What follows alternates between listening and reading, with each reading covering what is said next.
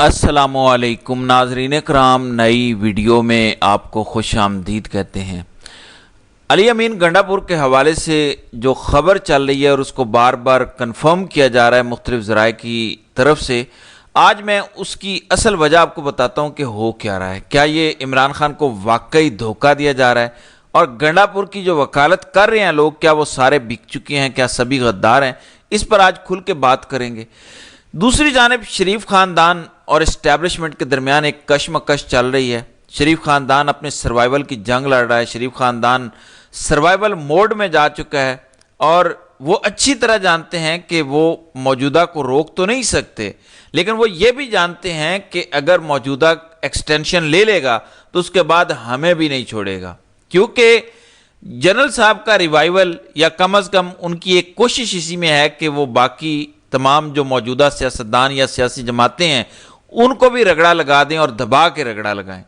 تو شریف خاندان ڈرا ہوا بھی ہے، گھبرایا ہوا بھی ہے اور اپنے سروائیول کی جنگ بھی لڑ رہا ہے۔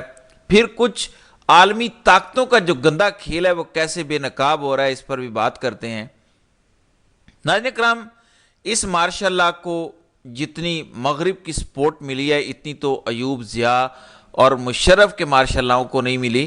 حالانکہ ایوب باقاعدہ دوست تھا امریکی پریزیڈنٹ کا، اس کے گال پکڑا کرتا تھا۔ ضیاء روس کے خلاف جہاد کر رہا تھا۔ ان جہادیوں کو امریکی کہتے تھے کہ یہ ہمارے فور فادرز کی طرح ہیں جنہوں نے ہمیں 250 سال پہلے آزادی لے کر دی تھی، یہ اتنے اچھے لوگ ہیں، لیکن اس کو بھی اتنی سپورٹ نہیں ملی۔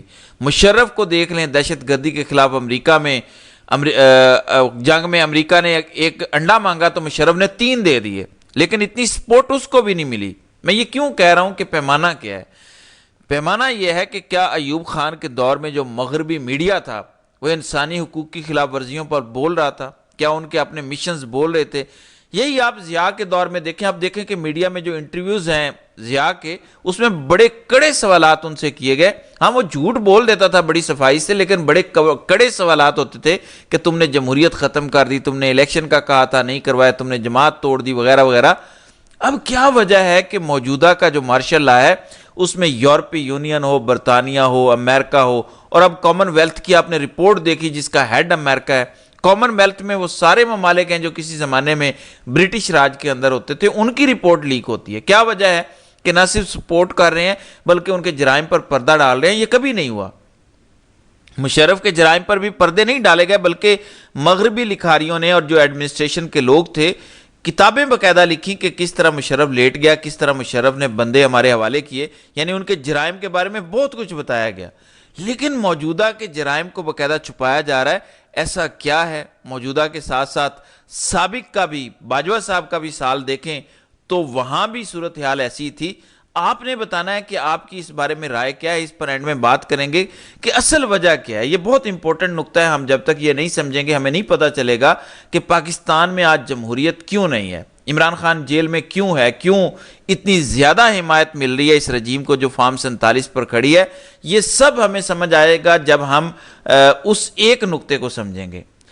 ناظرین کرام، صحافی فہیم اختر کی خبر جب آئی تو میں نے اس پر ایک ویڈیو کی تھی کل بھی کہ اگر یہ خبر درست ہے تو گنڈا پور تو خان کے لیے میر جعفر اور میر صادق سے بدتر ہو گیا۔ اگر گنڈا پور نے کہا ہے کہ ہمارے 22 لوگوں نے ایفیڈیوٹ دیے ہوئے ہیں فوج کو، تو ہماری حکومت تو اسٹیبلشمنٹ کی وجہ سے قائم ہے، ورنہ یہاں پہ بھی حالات برے ہو جائیں گے، یہاں بھی مار پڑے گی، پنجاب والا حال ہو جائے گا۔ اور اسٹیبلشمنٹ کو کیونکہ ہماری ضرورت ہے، ابھی افغانستان میں مسئلہ ہے، اس لیے ہماری حکومت چل رہی ہے۔ تو اس سے تاثر یہ تھا کہ، اور خبر یہی بن رہی تھی کہ عمران خان کی وجہ سے نہیں بلکہ اسٹیبلشمنٹ کی وجہ سے حکومت قائم ہے، اور اس لیے شاید گنڈا پور خان کی کوئی بات نہیں مان رہے۔ اس پر آپ کو پتہ ہے کہ پی ٹی آئی کے بہت سارے لوگوں میں آپس میں لڑائیاں ہو رہی ہیں۔ دیکھیں، گنڈا پور جب اغوا ہوئے، گرفتار ہوئے، ان کے بال کاٹے گئے، شاید مونچھیں بھی اتاری گئیں، کچھ ایسا چکر ہوا تھا۔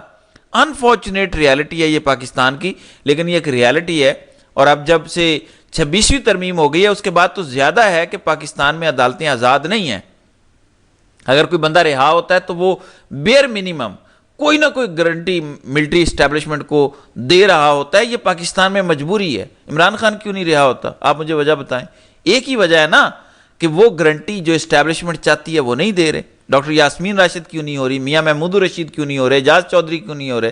تو وجہ یہ ہے کہ اسٹیبلشمنٹ کچھ بیئر منیمم چاہتی ہے۔ تو یہ ایک انفارچونیٹ ریالٹی ہے. اب گنڈا پور رہا ہوئے اور خان نے اس کو جتنی عزت دی, میں سمجھتا ہوں کہ شاید ہی خان نے اتنا زبردست استقبال کسی اور کا کیا ہو, پھولوں سے انہیں لاد دیا. خان نے ان کو وزیر اعلیٰ بنایا اور یہ سوچا کہ یہ ایک تگڑا وزیر اعلیٰ بنے گا اور یہاں سے ہمیں ایک پلیٹ فارم ملے گا جس سے ہم موومنٹ لانچ کر کے پورے پاکستان میں پھیلائیں گے اور رجیم کا مقابلہ کریں گے. یاد رکھیں جب گنڈا پور کو وزیر اعلیٰ بنایا گیا تو 9 مئی ہو چکا تھا, ماریں پڑ چکی تھی, لوگ گرفتار تھے, کیسز چل رہے تھے. تو خان نے یہ سوچ کے بنایا کہ یار یہ بندہ مار کھا چکا ہے, انہوں نے اس کو تشدد کا نشانہ بنایا. ایک شخص کی سیلف ریسپیکٹ ہوتی ہے, اس کے بال, اس کی مونچھیں اتاری, اتنا ذلیل کیا, تو یہ کم از کم ان کے ساتھ کھڑا نہیں ہوگا, اس کو ہم بنا دیں. ایک کیلکولیشن تھی عمران خان کی. اب تک کی صورتحال یہ بتاتی ہے کہ گنڈا پور اب خان کی کوئی بات نہیں مان رہے, بلکہ اگر ہم احتجاج کی صورتحال دیکھیں تو کبھی 12 ضلع پھلانگ کے بھاگ جاتے ہیں, کبھی 26 نومبر کو لوگوں پر گولیاں چل رہی تھیں اور وہ اچانک گاڑی میں نکل جاتے ہیں. یہ سب ہم نے اپنی آنکھوں کے سامنے ہوتے دیکھا. کیا وجہ ہے کہ یہ سب اوپنلی ہے اور سب کو نظر آ رہا ہے, پھر بھی ان کا دفاع بہت سارے وہ لوگ کرتے آ رہے ہیں جن کی اپنی قربانیاں بھی ہیں. دیکھیں فوج کا طریقہ سمجھیں. اسٹیبلشمنٹ نے بہت سارے لوگوں کو گنڈا پور کے مرہون منت کر دیا ہے, سزائیں سب کو دلا دی ہیں, لیکن اب ان کو محفوظ پناہ گاہ صرف خیبر پختونخوا میں مل سکتی ہے. لیکن میں اس پر بھی بات نہیں کر رہا, میں کچھ اور بات کرنے لگا ہوں. دیکھیں حالیہ اسلام آباد کے ایک جج ہیں, اسلام آباد ہائی کورٹ کے, ارباب محمد طاہر صاحب, 2 سال وہ ڈٹ کے کھڑے رہے. ان کے والد کو اغوا کیا خفیہ ادارے نے, وہ پھر بھی ڈٹے رہے. انہوں نے خط لکھا, یہ ان ججز میں شامل ہیں جنہوں نے خط لکھا اور کہا کہ ISI ہم پہ دباؤ ڈال رہی ہے. یہ وہ جج ہیں جنہوں نے عدت کا کیس اٹھا کے ردی کی ٹوکری میں پھینکا تھا, لیکن ان پہ اتنا دباؤ ڈالا گیا کہ اب وہ ڈوگر کوٹ کو پیارے ہو چکے ہیں.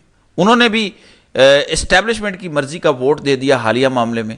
2 سال وہ بندہ لڑتا رہا, اس کے والد کو بھی اٹھایا گیا, مگر وہ تھک گیا. میں یہ نہیں مان سکتا کہ وہ کرپٹ ہے. کرپٹ ہوتا تو اس مافیا سے پنگا نہ لیتا. غدار نہیں ہے, کرپٹ نہیں ہے, میں سمجھتا ہوں بزدل بھی نہیں ہے. در حقیقت وہ تھک گیا تھا. کتنا برداشت کرتا. ہر شخص کے اعصاب مختلف ہوتے ہیں, یہ یاد رکھیں. ہر بندہ عمران خان نہیں ہے, ہم نے ہر بندے کو عمران خان نہیں سمجھنا. تو جو گنڈا پور کی کچھ لوگ سپورٹ کر رہے ہیں نا, جنہوں نے قربانیاں بھی دی ہیں, میری یہ ذاتی رائے ہے کہ شاید ان میں تھکاوٹ کے آثار آ گئے ہیں. شاید اب وہ دوبارہ جیل نہیں جانا چاہتے. یہ میری رائے غلط بھی ہو سکتی ہے, ہر بندہ تھک سکتا ہے. بے گناہ لوگوں کو جیلوں میں ڈالا گیا ہے. سو بیسٹ یہ ہے کہ اپنا منہ بند رکھیں, سارے دفاع نہ کریں اس کا جو انڈیفینسیبل ہے. علی امین گنڈا پور کا آپ اس وقت دفاع نہیں کر سکتے. صرف یہ سوچ کہ خیبر پختونخوا کی حکومت ہم نے ہر قیمت پر رکھنی ہے ورنہ ہمیں پنجاب کی طرح مار پڑے گی, یہ غلط ہے. اس کا مطلب ہے کہ جب بھی آپ خان کے نظریے کے ساتھ چلیں گے وہ آپ کی حکومت گرا دیں گے. سو یہ صورتحال ہے. اب دیکھنا یہ ہے کہ کیا خان چاہتے ہیں کہ گنڈا پور کی حکومت قائم رہے یا نہیں. وہ ہمیں آئندہ آنے والے چند ہفتوں یا کپل آف منتھس میں پتہ چل جائے گا.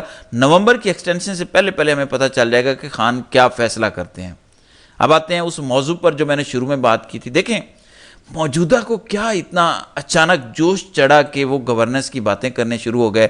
پنجاب میں آ کے بیٹر گورننس کی بات کر رہا ہے, حالانکہ پنجاب میں تو اپنے لاڈلے, اپنے دلارے, اپنے لوگ ہیں, تو کیوں کر رہا ہے. دوسری طرف میں آپ کو ایک کلپ سنوانا چاہتا ہوں, یہ ذرا سنیں نواز شریف کا لنگوٹیا کیا بول رہا ہے اور اسٹیبلشمنٹ کے حوالے سے, فوج کے حوالے سے کیا الفاظ استعمال کر رہا ہے, وہ بھی علیم خان کے چینل پہ بیٹھ کے. یہ ذرا ملاحظہ کریں. کوئی ریزرواز نہیں بنے, کوئی بند نہیں بنے, کوئی کچھ نہیں ہوا. تو مطلب یہ ہے کہ تو ذمہ داری تو لینی پڑے گی نا, اور دونوں کو لینی پڑے گی, اسٹیبلشمنٹ کو بھی اور ان کو بھی, کیونکہ اب تو اسٹیبلشمنٹ گورنمنٹ کا حصہ ہے. اب مجھے بڑی خوشی ہوئی ہے کہ آرمی چیف نے آگے یہ بات کہی ہے, اور آپ نے مگر ایک چیز نوٹس کی جو کرنی چاہیے تھی آپ کو, اور میرا خیال ہے آپ نے اشارہ بھی, آرمی چیف گئے ہیں, دیر آیا درست آیا والی بات نہیں ہے. پہلے جانا چاہیے تھا, پہلے ان کو فوج کو طلب کرنا چاہیے تھا, پریمپٹیو کرنا چاہیے تھا, فلڈ سے پہلے کرنا چاہیے تھا. پتا تھا کہ فلڈ آ رہے ہیں, یہ کوئی راکٹ سائنس نہیں تھی. پہلے یہ ایمرجنسی لگانی چاہیے تھی. پانی صرف تو گزر گیا تو ایمرجنسی لگاتے پہلے لوگ, شرم نہیں آتی ہے ان کو. اور اوپر سے جی آرمی چیف کو پہلے جانا چاہیے تھا, فلڈ سے پہلے ایمرجنسی لگانی چاہیے تھی, فوج بھیجنی چاہیے تھی. شرم نہیں آتی ان کو. کیا آپ سوچ سکتے ہیں کہ علیم خان کے چینل پہ بیٹھ کے نجم سیٹھی یہ بات کر رہا ہے جس کی نواز شریف کے ساتھ لندن کی کشتیوں میں بیٹھ کے تصاویر ہوا کرتی تھی. کچھ سمجھ آ رہا ہے آپ کو؟ تو سیم پیج نہیں ہے. نون لیگ در حقیقت اپنی بقا کی جنگ لڑنے کے موڈ میں آ چکی ہے. ان کو لتر نظر آ رہا ہے, چھتر نظر آ رہا ہے. میں آپ کو بتا رہا ہوں जनरल साहब के पास अपनी एक्सटेंशन लेने के बाद नून लीग का कचूमर निकालने के अलावा कोई ऑप्शन नहीं है। इदारे के अंदर से सवाल उठाए जा रहे हैं कि कब तक हम ये बोझ बर्दाश्त करेंगे, आपने एक्सटेंशन ले लिया, अब इनको किनारे लगाओ, इनको अब जेलों में डालना है। शरीफ खानदान क्योंकि इस खेल का पुराना खिलाड़ी है, वो जानता है कि ये गेमें इस्टेब्लिशमेंट कैसे खेलती है। वो जानते हैं कि 3 साल से ज़्यादा लव अफेयर किसी के साथ चलता नहीं है। सो ये सूरत हाल है। बहरहाल देखते हैं कि आइंदा आने वाले दिनों में मज़ीद इस हवाले से क्या होता है। तो नाज़रीन कराम, आपकी इस वीडियो के हवाले से क्या राय है? आप अपनी राय का इजहार कमेंट सेक्शन में ज़रूर कीजिएगा।